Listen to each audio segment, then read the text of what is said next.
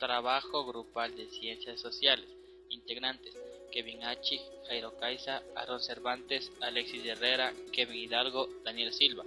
Tema: la cultura romana.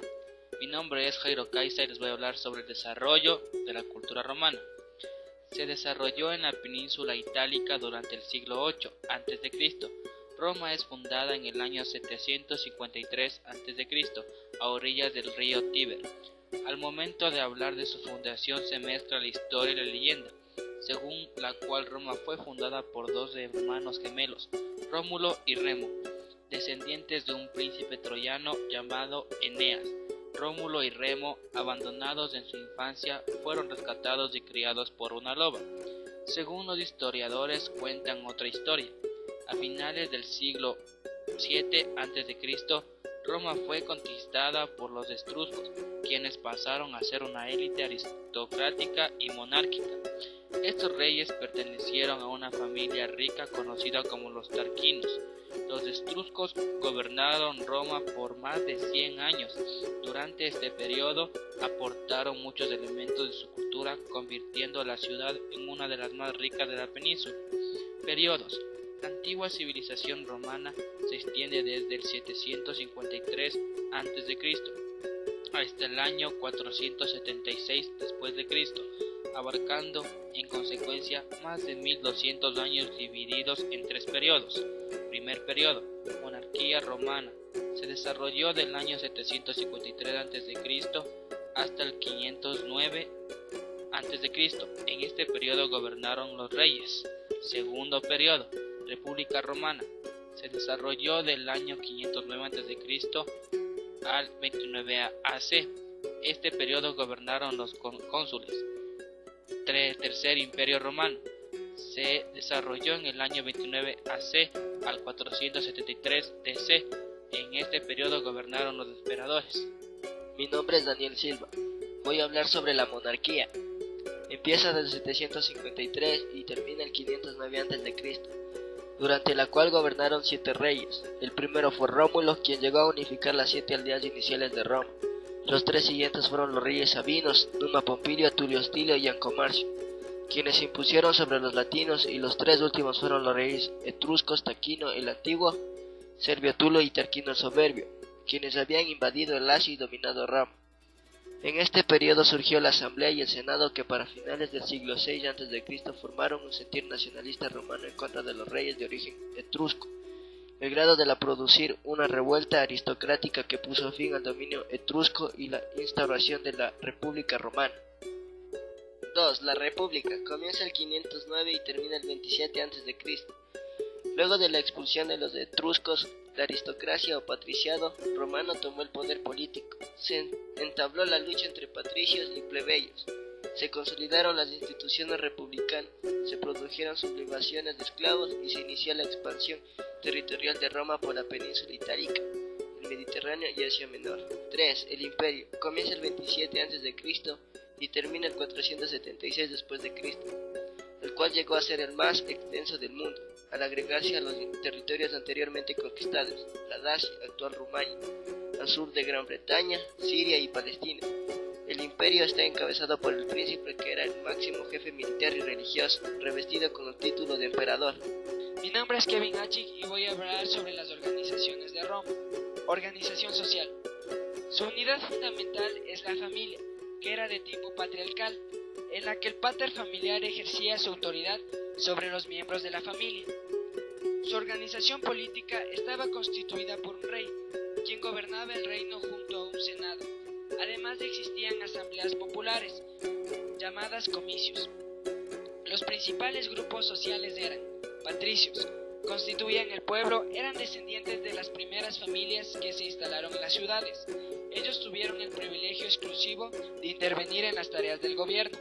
Plebeyos, eran los habitantes y carecían de tierras, de fortuna y derechos.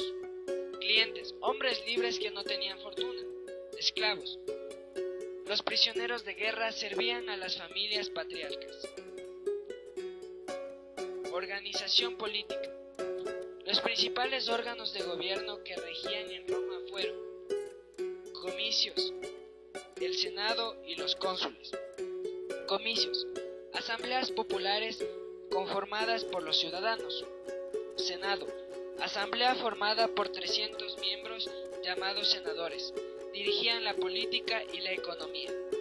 Cónsules, magistrados supremos, todos los años se elegían dos, que detentaban al máximo poder civil y militar.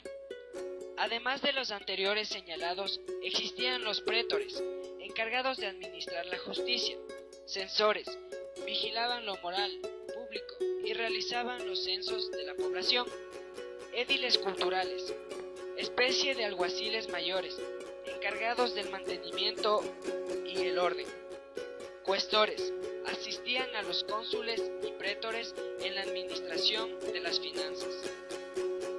Mi nombre es Aarón Cervantes. A mí me ha tocado hablar sobre la economía, la religión y la cultura. La economía. La mano de obra esclava y el dominio de tan vasto terreno fueron las bases de la economía romana. Los grandes terratenientes patricios, que controlaban la agricultura por medio de sus latifundios. Las tierras conquistadas proporcionaban el trigo para mantener a la plebe urbana. Religión y cultura. Los romanos adoraban a dioses heredados de los griegos y a los dioses familiares, los manes o antepasados, y los lares o dioses protectores del hogar. Durante el imperio se estableció como religión oficial el culto al emperador. Entre las religiones de origen oriental, el cristianismo fue la que más arraigó entre las clases populares.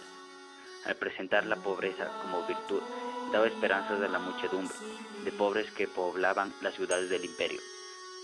Su avance entre los más necesitados hizo temer a algunos emperadores que estallasen revueltas sociales, para lo que decretaron persecuciones sistemáticas contra los cristianos. La cultura romana, junto con su lengua, el latín, se extendió por todos los territorios conquistados, dando lugar a un proceso que se conoce como romanización.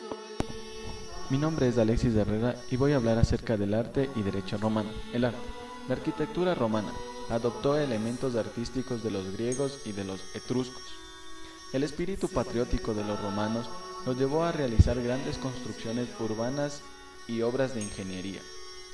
En la escultura destacaron los relieves históricos y retratos de emperadores y hombres ilustres. Decoraban sus casas y villas de campo mediante pinturas, murales y bellos mosaicos para el suelo. El derecho romano. En los 2 siglos que siguieron a la guerra de Augusto, el imperio alcanzó su mayor extensión y realizó una intensa labor civilizadora.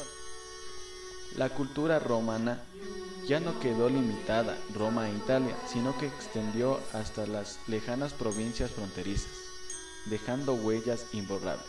Quizás el aporte más importante de Roma a la cultura fue el derecho romano. Durante largo tiempo, el derecho romano estuvo limitado a una sola ciudad de Roma, y sus ciudadanos posteriormente se extendieron sobre todo el imperio, hasta que finalmente fue codificado por el emperador Justiniano en el siglo VI después de Cristo. Yo soy Kevin Hidalgo. Los principios fundamentales del derecho romano poseen valor universal y se han incorporado a la legislación de todos los pueblos civilizados. Principios fundamentales del derecho romano. Las leyes deben ser publicadas y escritas.